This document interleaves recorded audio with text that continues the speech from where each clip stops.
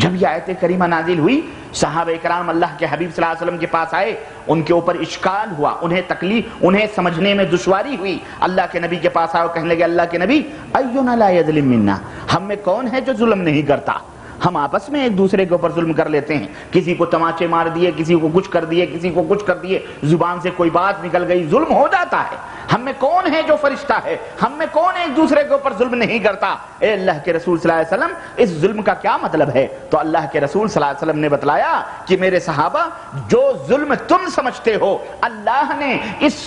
یہاں پر اس ظلم کو مراد نہیں لیا ہے، بلکہ اس کا معنی یہ ہے، اس کا مطلب یہ ہے، اس کی شرح یہ ہے، اس کی وضاحت یہ ہے کہ جو قرآن کریم میں اللہ رب العزت نے ارشاد فرمایا اپنے نبی لقمان کی زبان پر، اور لقمان علیہ السلام نے کیا کہا تھا؟ یا بنی لا تشرک باللہ ان الشرک لظلم عظیم، اے میرے بیٹے اللہ کے ساتھ شرک نہ کرو، اللہ کے ساتھ شرک نہ کرنا، اس لیے کہ شرک بہت بڑا ظلم ہے، ظلم عظیم، جو اللہ رب العزت نے یہاں ارشاد فرمایا ہے کہ جو ایمان لائیں اور ظلم نہ کریں، مطلب یہ ہے کہ ایمان لائیں اور اللہ کے ساتھ کسی کو شریک نہ کریں، ان کے لیے امن ہے، اور وہی ہدایت یافتہ ہیں، وہی لوگ سیدھی راہ پر ہیں۔ تو نبیوں کا کام جہاں اللہ کے اس پیغام کو پہنچانا تھا، وہی نبیوں کا کام اللہ کے پیغامات میں جو کچھ پوشیدگیاں تھیں، جو کچھ چھپی باتیں تھیں، جو کچھ راز تھے، جو حکمتیں تھیں، جو دانائیاں تھیں، جو صحابہ کرام کی سمجھ سے بالا تر تھیں، اللہ کے حبیب کا یہ کام یہ تھا نبیوں کا کہ وہ اپنی امت کے سامنے ان باتوں کی وضاحت کرتے، اس کی شرح کرتے، اسے کھول کھول کر کے بیان کرتے۔ اللہ اکبر۔ اس آیت کریمہ میں جہاں ہمیں اس بات کا درس ملتا ہے کہ نبیوں کا کام صرف تبلیغ کرنا نہیں ہے، بلکہ ان کا کام یہ بھی ہے کہ اس کی شرح اور وضاحت کریں، وہیں ایک بات ہمیں اور بھی معلوم ہوئی اس آیت کریمہ سے، اور وہ بات یہ ہے کہ بہت سارے مومن ایسے بھی ہو سکتے ہیں جو ایمان لانے کے باوجود بھی شرک میں ملوث ہو جائیں گے۔ اسی لیے اللہ رب العزت نے ایک دوسری جگہ قرآن کریم میں ارشاد فرمایا، کیا ارشاد فرمایا کہ وَمَا يُؤْمِنُ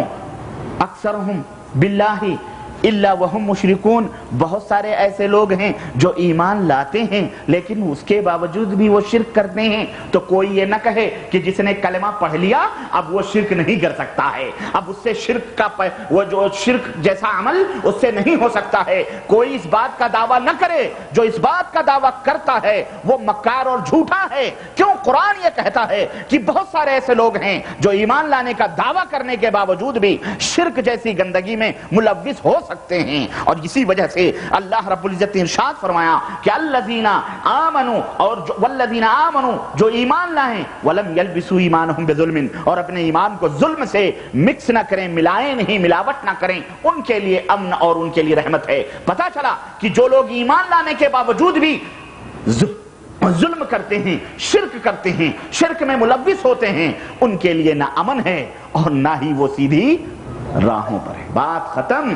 وہ لاکھ نمازیں پڑھیں، وہ لاکھ روزے رکھیں، وہ لاکھ صدقے خیرات کریں، لاکھ وہ حج کریں، لاکھ وہ تقوی طہارت، لاکھ وہ حق ہو اللہ، لاکھ وہ داڑھی، لاکھ وہ جبے قبے، لاکھ وہ مسجدیں، لاکھ وہ خانہ کعبہ کا طواف کریں، ان کے لیے نہ امن ہے اور نہ ہی وہ صراط مستقیم پر ہیں، بلکہ وہ گمراہ، ضلالت اور اس کی تاریکیوں میں بھٹک رہے ہیں۔ وہ صحیح طور پر مومن نہیں ہیں، وہ مشرک ہیں۔ وہ کون ہیں؟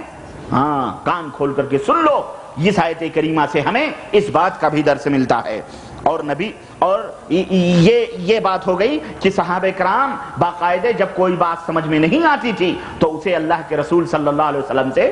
پوچھ لیا کرتے تھے، اپنی منمانی نہیں کرتے تھے، بلکہ جو بھی سمجھ میں نہ آیا وہ اپنے نبی سے پوچھ لیا۔ یہ نبی یہ بات سمجھ میں نہیں آئی، اے اللہ کے رسول یہ بات سمجھ میں نہیں آئی، پوچھ لیا کرتے تھے۔ امت کو یہاں یہ بھی درس ملتا ہے کہ اے نبی کی امت کے لوگوں، اے رسولوں کی امت کے لوگوں، تمہاری سمجھ میں بھی کوئی بات اگر نہ آئے فاسألوا اہل الذکر ان کنتم لا تعلمون، علم نہ ہو تو اہل ذکر جو قرآن و سنت کے حاملین ہیں ان سے سوال کر دیا کرو، ان سے سوال کرو، آنکھ بند کر کے بھیڑ چال سوال کرو، ان سے کیا کرو؟ سوال کرو، کوئی بڑے سے بڑا ہو یا چھوٹے سے، اللہ اور اس کے رسول کی باتوں میں اگر تمہیں کوئی اشکال ہو، تمہیں سمجھنا ہے تو آنکھ بند کر کے حضرت جی نے فرمایا ہے خلاص بھیڑ چال نہ چلو بلکہ سوال کرو، پوچھو۔ اور سنو، یہ تشریحات، یہ تفصیلات، یہ وضاحتیں رسول جہاں اپنے قول سے، اپنی باتوں سے کر دیا کرتے تھے، بیان کر دیا کرتے تھے، وہیں کہیں کہیں عملی طور پر بھی کہتے نہیں تھے بلکہ عملی طور پر بھی اس کی وضاحت کر دیا کرتے تھے، کر کے دکھلا دیا کرتے تھے، پریکٹیکل شکل میں عمل کر کے بتلا دیا کرتے تھے۔ چنانچہ آپ دیکھیں نماز کا حکم قرآن کریم کے اندر آیا یا نہیں آیا، روزے کا حکم آیا یا نہیں آیا، حج کا حکم آیا یا نہیں آیا، زکوٰۃ دو اس کا حکم آیا یا نہیں آیا، لیکن یہ نماز پڑھی کیسے جائے، نماز کتنی رکعت کی ہے، کتنے وقت کی ہے، کون سے وقت کی ہے، نماز میں پڑھا کیا جائے، یہ عبادت و بندگی کا طریقہ کیا ہے، رکوع کیسے کیا جائے، سجدہ کیسے کیا جائے، یہ زکوٰۃ ہے، زکوٰۃ کیسے ادا کی جائے، کن کن چیزوں میں زکوٰۃ ہے، کتنی زکوٰۃ ہے، کب زکوٰۃ ہے، پوری تفصیلات۔ روزہ رکھنے کا حکم آیا، تفصیلات قرآن کے اندر موجود نہیں ہیں، اور کیسے روزہ رکھا جائے، روزہ توڑنے والی کون سی چیزیں ہیں، روزہ کیسے، اور روزہ کب سے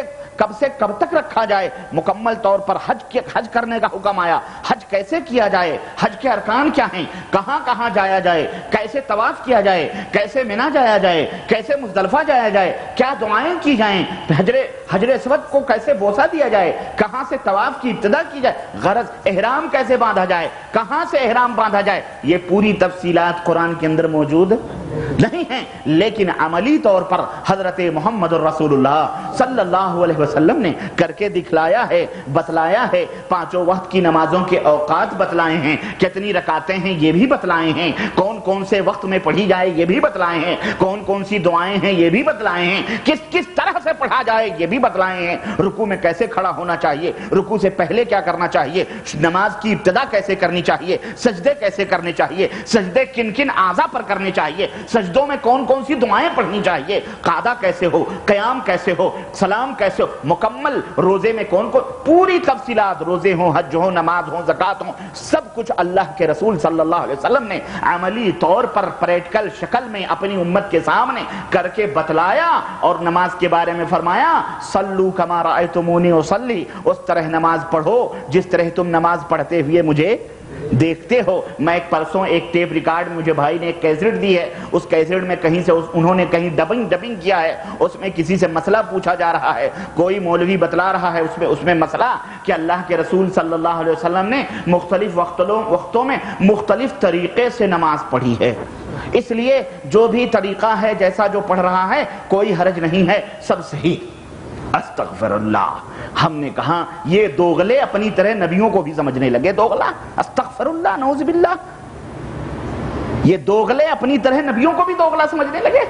اور جس طرح ان کے باتوں میں، ان کے قول اور فعل میں تضاد، اور ان کے کردار اور زبان میں تضاد اور ٹکراؤ، اسی طرح نعوذ باللہ نبیوں کو بھی انہوں نے سمجھ لیا کہ ان کے بھی قول و عمل میں ٹکراؤ ہوتا تھا، استغفر اللہ۔ نہیں، نبی جو بات کہتا تھا وہ خلاص پتھر کی لکیر ہوتی تھی، الا یہ کہ اللہ کا حکم آتا تھا تو اللہ کے حکم سے وہ بات تغیر و تبدیل ہو جاتی تھی، ناسخ اور منسوخ، اور صحابہ کو اور امت کو اس بات کا علم ہے، اہل علم اس بات کو جانتے ہیں کون سی بات پہلے تھی جو منسوخ ہو گئی اور کون سی بات ہے جس نے اس کام کو منسوخ کیا ہے۔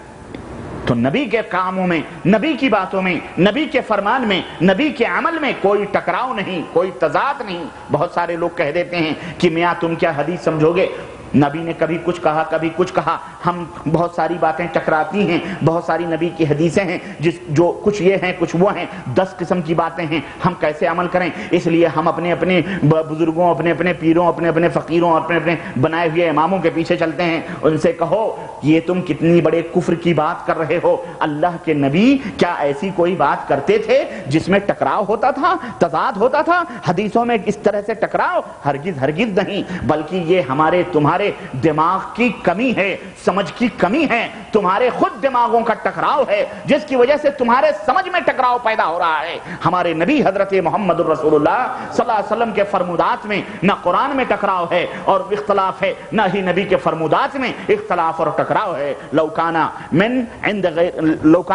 غیر اللہ لوجدوا فیہ اختلافا کثیرا، اگر یہ شریعت، اگر یہ دین، اللہ قرآن میں یہ کہتا ہے اگر یہ دین، اگر یہ شریعت اللہ کے سوا کسی اور کی طرف سے دی جاتی لوجدوا فیہ اختلافا کثیرا، تو اس میں بہت زیادہ اختلاف ہوتا، اس میں بہت زیادہ اختلاف ہوتا، ٹکراؤ ہوتا۔ لیکن یہ ہے کس کی طرف سے؟ یہ رب کی نازل کی ہوئی شریعت ہے، رب کا نازل کیا ہوا دین ہے، اس میں نہ کوئی تضاد ہے نہ کوئی ٹکراؤ ہے۔ تو میرے عزیزوں، میرے دوستوں اور بھائیوں، عملی طور پر اس کی تشریحات، اس کی توضیحات انبیاء علیہ السلام کر دیا کرتے تھے، اور اگر دعوت کے سامنے، تبلیغ کے سامنے انکار ہوتا تھا، قوم کا اعراض ہوتا تھا، قوم اس دعوت اور اس تبلیغ کو نہیں مانتی تھی، تو رب ذوالجلال نے فرمایا اے میرے رسولو، تمہیں غم کرنے کی ضرورت نہیں ہے، تمہیں پریشان ہونے کی ضرورت نہیں ہے۔ وَإِن تَوَلَّوْا فَإِنَّمَا عَلَيْكَ الْبَلَاغُ لَسْتَ عَلَيْهِمْ بِمُسَيْطِرٍ،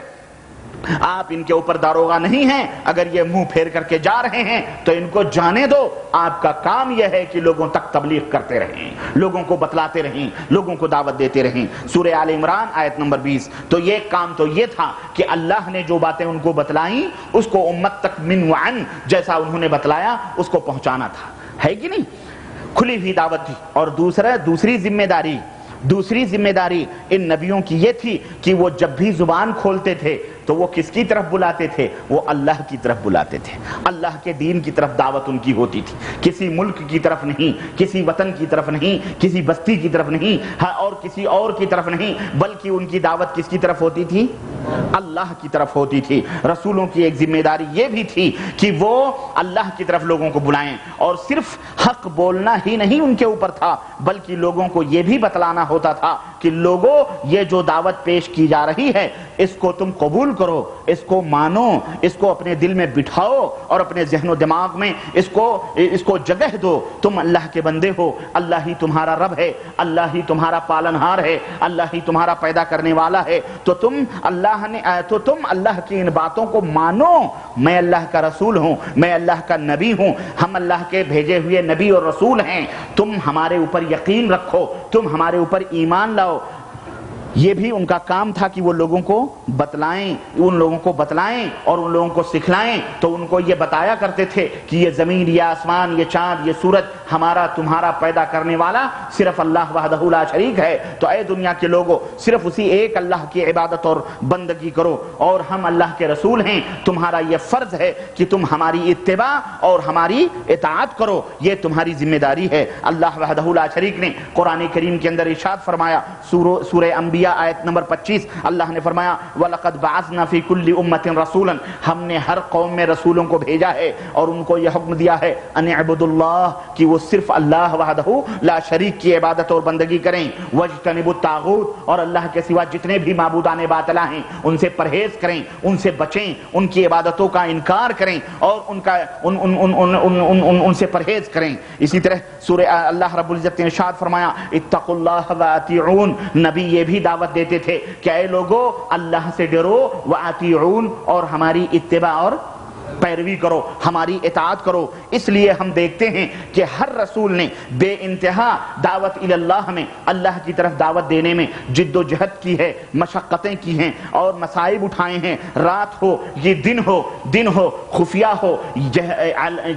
ہو یا اعلانیہ ہو، ہر طریقے سے وہ اللہ کی طرف لوگوں کو بلاتے تھے، اور اس بلانے میں، اس دعوت میں مختلف طریقے استعمال کرتے تھے۔ کبھی جنتوں کی خوشخبریاں سنا رہے ہیں، کبھی جنتوں کی نعمتوں کی تفصیلات بتلا رہے ہیں، کبھی جنت میں جو اللہ رب العزت نے برکتیں اور خیر رکھی ہیں اس کا تذکرہ ہو رہا ہے، کبھی جہنم کا تذکرہ ہو رہا ہے، اللہ کے عذاب سے لوگوں کو ڈرا رہے ہیں، اللہ کی پکڑ سے لوگوں کو جہنم کو بیان کر کے اللہ کی طرف سے لوگوں کو ڈرا رہے ہیں۔ چنانچہ حضرت نوح علیہ السلام کو ہم دیکھتے ہیں، حضرت نوح علیہ السلام نے 950 برس تک دعوت اللہ کا فریضہ انجام دیا، 950 برس تک لوگوں کو دعوت دیتے رہے۔ قرآن کریم میں ان کی دعوت کا نقشہ اللہ عز و جل نے اس طرح سے کھینچا ہے۔ اللہ فرماتا ہے قال ربی انی دعوت قومی لیلا و نہارا، نوح کہنے لگے کہ اے میرے رب، اے میرے پروردگار، میں نے ان کو تیری طرف دعوت دی، دن ہو کہ رات ہو، میں نے نہ دن کو دن سمجھا نہ رات کو رات سمجھا، میں راتوں دن ان کو تیری طرف بلاتا رہا، میں راتوں دن ان کو تیری طرف دعوت دیتا رہا۔ فلم یزدہم دعائی الا فرارا، لیکن میری دعوت جتنی ہوتی تھی اور میں جس قدر ان کو بلاتا تھا، یہ میری دعوت سے دور بھاگتے ہیں، یہ میری دعوت سے بہت زیادہ دور بھاگنے لگے۔ اے اللہ اب